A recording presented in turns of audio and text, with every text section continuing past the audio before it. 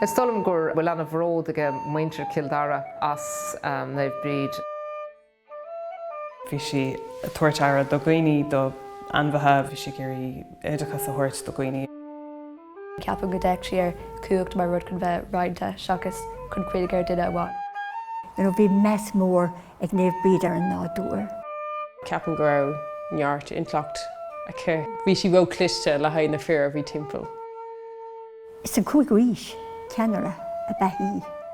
Measam go raibh roinnt Bríd an agus scéalta cinál meascathe mar thora ar sin.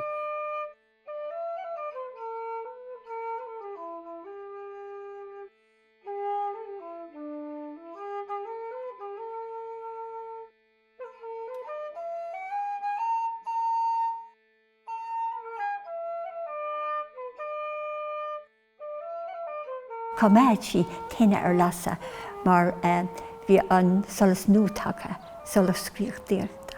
Agus bhí an solas ar lasa go dtí tá sé an historical record am an Reformation.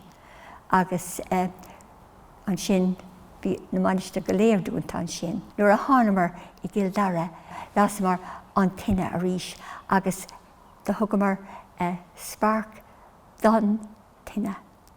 Agus tá sé a lasa an seo san cuineal atá gaoin an seo I seomar bhíre an seo. Agus bícan, dóchais, rá agus cartas an canal seo don dain aniu. Cuid mé go dtí an bhíseach sa seascadí. Bhí mé ag rá le Ísa Críost agus bhí mé ag rá leis na bucailí comá. Agus bhí orm cinenne a dhéanamh agus ní leolam go mbeadh mé sásta gan iireachta a dhéanamh ar saoil siúr mar siúr Bríd. So cúil mé go dtí an níiseach agus bhí sé dechar go leor uanta bhí mar chrí sa bhaile agus uanta bhí sé dodach I Bhladhm san na bhíseach ach í hamháin. Bhí tairmh agam gur ág mé sláán le talach I Bhladhm agus nuair a gúise mé. Bhí súlas nach raibh sé sin ceart. Ceap mé go raibh an tair sin, go raibh an béam an dairh sin I mo héal agus don me san na bhíseach. Níl éana a bhéal orm mar bhí saoil úntaach a gcuin. Níos fear inniu ná mar a bhí sé an tam sin. An bhar fad mar táláin siúrse a gcuin inis. Bhí mar sríd agus bhí sé fásaach inis agus a ríis. Ach bhí a lán a gcuin ann san na bhíseach agus bhí anspórt a gcuin agus crumráidir leis na daoine óga eile. Tá sé cosúil le nuair a bhí mé an óga agus a bhaile sa teachtábhair agus sa siopa groséire agus na customéirí ag teacht isteach agus ag caint le gach duine. Tá nuair céine talú I mo héal inis. Tá méid an éagsúil mar bhíine ach tá ar grí agus ar bhís cosúla céile. Agus sin an rud a cumáid mé an seo san na bhíseach cumá. An fís. Tá finscéal an deas a gcuing mar gheall ar Bríd. Láháin thug si clíomh lúcfar dá athair, dá fearr bocht agus bhí si a driblóid bar sin. Ach go thug si an clíomh dó chun éabháilir tú chun bia áil dá tlán. Bhí ag fáil bháis leis an ocras agus teacht mór an sin agus na billiún dollars atá á caitheamh ag tíre san domhan inis ar uirlisí arma agus daoine ag fáil bháis ón ocras. Tá tú agus cáil uirthi fós mar ben siacána. Rinne sé idir gháil, idir na tíise agus na ceannarí gan am sin chun siacáin a cuméad san áit, san tír. Anad spiridáalta atá an seo, anad chríostíochta atá an seo, agus ach tá fáilte rih cách an seo. Cosúla Bríd, daoine go bhfuil creideamh acu agus daoine nach bhfuil creideamh acu. Nuair a hagan na Hillary agus na cuatóirí agus simachos an star, téimríist a reis go dtí an cúig go ís. Ach ní anamid ann. Mar, credim iad go mór go bhfuil teachtarach tábhachtach ag né Bhríd doing sa nátáinniú ann an saoil dán atá sé mar atá sé.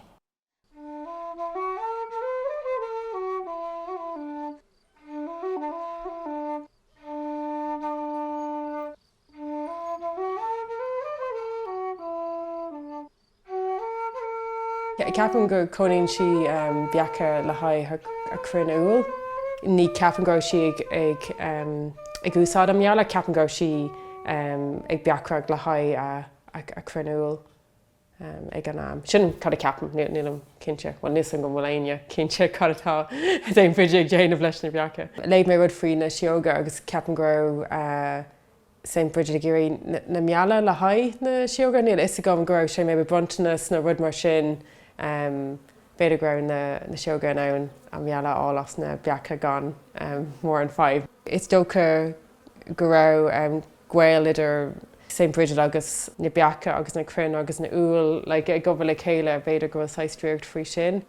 Mas bhfuil ag bhfuil tinnis agat beidir go bhfuil de saoil a bhád níos bheog agus imime obair tá ann cara thuirtaí bheith ag dhéanamh na rudí atá tábhachtach fiú. Agus beidir tá mé ag obair le daoine gach lá agus is rud níos máil agus beidir go bhfuil kind of siocán timpeall na beacha agus bhí mé géirí rudí mar sin i mo héal.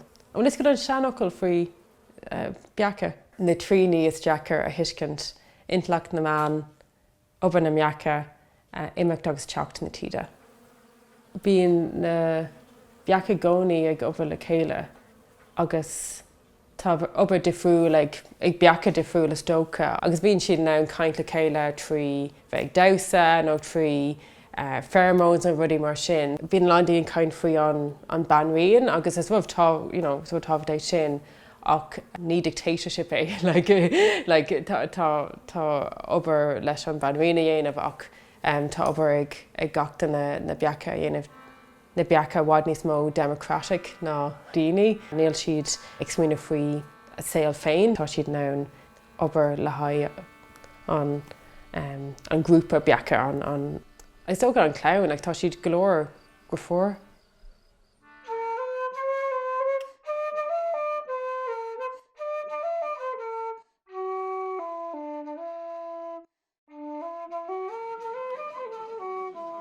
Orintanta tá sé mar bheonnaige daoine nach ibrithe all trí.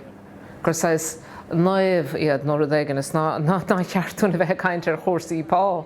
Ach go dainn is manámh farmhóracha atá gobar go bhfuil an clán na brathra gur an teachtaisteach. Agus is profisiún anna dheacare achas profisiún anna bhathe.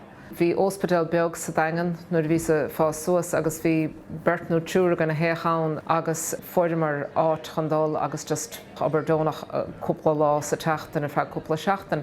Agus bhaine anna henamh son, cheapas gur bééis seo rád go bheith an déanamh go raibh meánagam chun cabhrú agus bhí anna híimegam in ólaíocht an leis. Agus dá bhrí sin nuair fuiris má áitid san in ospidéal am ná clia bhís anna hásta tosnú ar an máthair. Agus chanas a gobar mar altrad san go dtí go dasníos a gobar sa cheart cuman. Agus in chéal go gcuaisteach sa cheart cuman ná go raibh sé sa léir go raibh pá de altrí agus idir fad farmhóracha ná raibh sé chomá le profisiún eile. Is dónn bhfuil sena háach gomach maná láidir le feiscint agus a féchan siar rá bhíidir gcónaí an. Béidir ná raibh na postanna acu ach bhíidir ann agus bhí rud le rá acu. Agus caiigh solamsa bhfuil sena háach go gcíoch maná óga é sin. Agus géiríist go bhfuil áit de maná láidir agus go bhfuil sé riachtanach gomach maná láidir ann. Agus dá bhrí sin na stolam go bhfuil an aimseir léiteacht ceangailte leis an aimseire a mithe agus go bhfuil scéal na maná a bhí páirteacht chun cás na bán is an árgás cos na háthir cos na haltrí a chur go bhfuil sé chótáchtach cuiinehar sin agus ará go bhfuil sé fós anna háchtach go gurmíist stocha go digamíd go bhfuil an scéal san fós anna háchtach le chur agus tásúla go méid altrí a tacht tíad chearcaman agus a caiint amach san altrí eile a gcónaí. Is stolam bhfuil sé an obair a háid na déanamh sa chearcaman ní duine bháine tá fuir an mór a gceist agus tá míad is stocha broadú las na méid a dhéana míad dóibh. Is stolam go bhfuil míad mahábalta, go bhfuil ar buil mahábalta, labhairt margheall a gás féin. Chuig má chlána san ar scoil, I Dara chuig manín ar scoil sa chail scoil agus bhí de fuardam mreachtant an nás na rí, so bhí sé sin anna hendácha gur cuasaí cluine. Bhí anna bhaintige an na dachas leis an cúntaí agus bhí anna bhéimecha ar maná ar nós nefh Bríd bhfuil sé táchtach go raibh sí ann gan dátá agus tá sé anna háchtach go gníomíid I gcónaí ar na maná láidir a tháinig róin.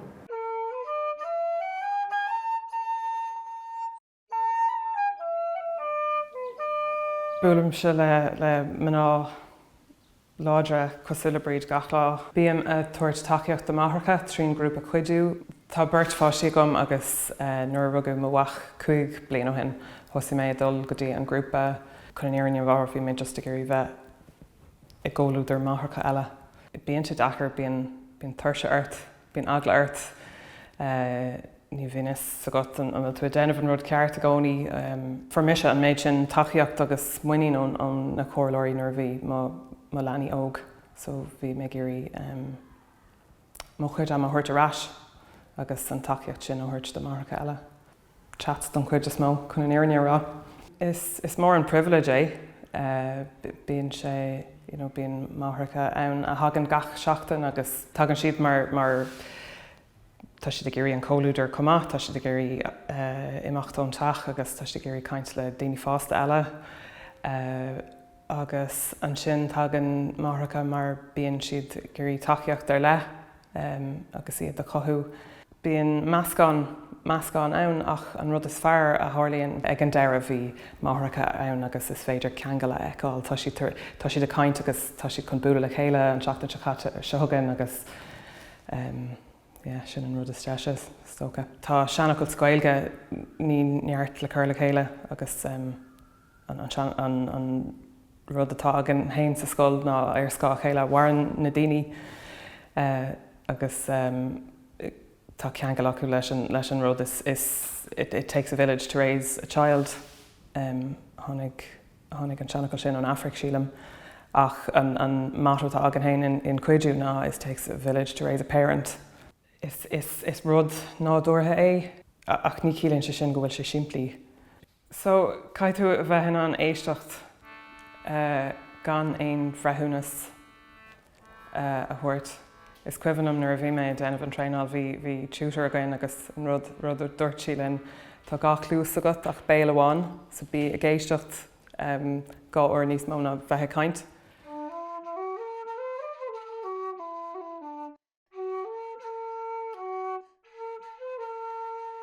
Bhí mé maol ag tosnú ag múna, but bhí mé ó go leor fós ach an rud bhí an bhí mé pósta nuair a thosaigh mé dír caralam ionadíocht dhéanamh monscoil ach bhí ná mé dag mé dúirt an príomhéidir am gur múnseir mé agus go mhinge má amadan do mar a dé nar dhéanas rudaigh faoi.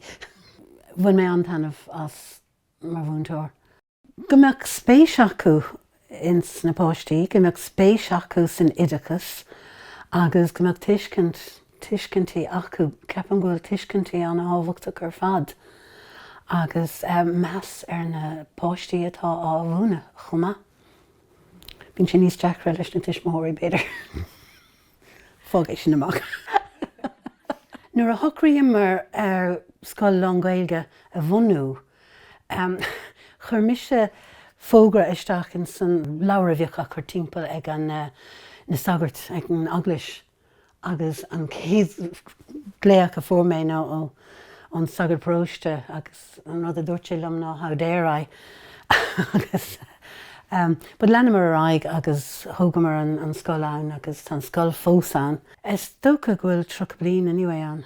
Agus dhéanaidir annachhuid rudí éagsúla agus anmheasar na daltaí, so ní lean ach molla agam den scoil. Bhí ára an speisialta acu an sin gona póistí ó scoil crónán an scoil is fear in éireann. Tá Dara anna yes mar áit cónaí agus sampla de héal das ach gágamad an chahar. Tá muidir Dara an bhóthar an sa. Bhí mar chun teach a thógáil húsans na cnic ach bhí caroling gaelgóir go raibh póistí ag dul ar scoil crónán chumá ina chonaí híos an seo nula go cíán agus bhí tailig le gaelge in sna tithe seo go léir agus bhí an ceanse ar díal. So dúirt sé leis an duine a bhí ag díalantí gan é hespónta aine eile go dtí go bhfeiceadh siad singe. So tháinig agus ghlacamar leis an teach agus bhí mar anna honna leis na cósan. Bhí sé duine bhí sé cosúla bheithe de chonaí i ngáilteacht agus cóide mór hímpel ar muint man gan Matthew cíán. So bhí sé anna bha den chlán maidir le tóga le gaeilge agus mar sin. Rinne mar na crossanna Bríde leis na páistí agin agus bhuiidir tena bhas ar nóí. Agus chuid den gnás éil a bhí ag an amsin an bhliain.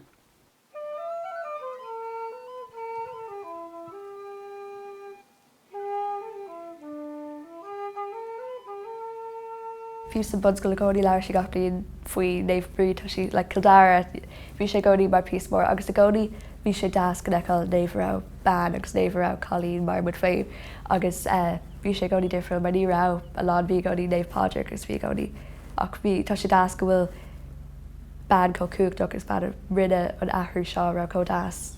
Tá mna déanamh na chusa seo as nádor agus mohím níos congach nádor méall mohím tá siáin agus suúhnis a gceis leis ag déanamh iad. Ceapan go gata ag dul cótápaigh agnis ag irí gachar de déanamh ag an céine agus ceapan má taimúd arás siar písa chuig just rud ag níos éasca agus níos siimplí béimúd a bhaid níos sásta ceapan.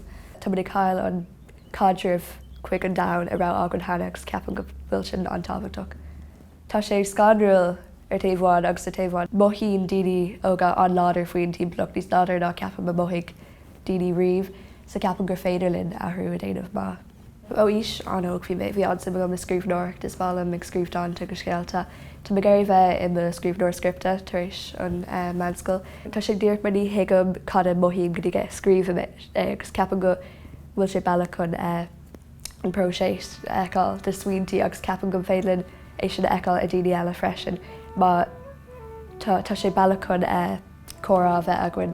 Ceapan go a lán cúach ag focail agus ní ag an daoine hiag an daoine an cúach do bhfuil ag focail agus is féidirlinn athhrú mór déanamh dúr ag leabhart faoi rudaí.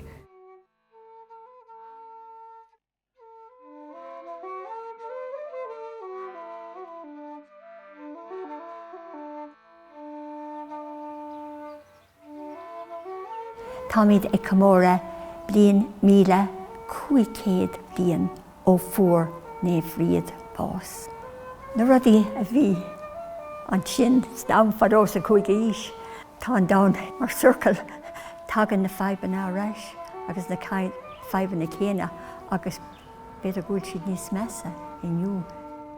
Well, tá tuaile go bhfuil beacha fós timpeall tá sí táhachtach. Tásúla go méoch muid an ann rudí a bhí gin ag am néomh British tagan arás. Má tá méid ag smuoine faoi le cuilte agus cruinn agus rudí mar sin beidir go bhfuil chance a gin beidir go bhfuil rudí mar sin arás. Tásúil go méid an damhnán go háirithe leis an slí an saoladal faoi láthair nuair a há an dam féhrú caiimiid cuoine bheith na leanaí fásan is. Beag leanaí cosán is beag leanaí cosán agus tásúlagam go méid an méid a thdaíonnta gine go gur sé fés dómh siúd mar caiimiid níl an rágan caiimiid. Bíam se bortha go minic faoin dain ach dennim mo díhil I mo chláán I mo ar scóil agus le mo fáistí agus caithí an rialtas agus an tionscail móra caithí siad san níos mó dhéanamh is féidir linne ar rotaine dhéanamh Somália agus caiimiid ahrathe móra a dhéanamh go tapig chun an damáiste stoppa. Tásúla go bhfuil fós an seo, Tásúla go bhfuil athúthachta ar chun is casabud leis an Dara agus go níos cadáta cocí. Is féidir rilí éonúir go ceapú go féad leis a dhéanamh níl cosc, níl éibre chun Christopher, má móhín tú go láidir faoi rud éigen lean é agus tríd le haigé agus dul le haigé.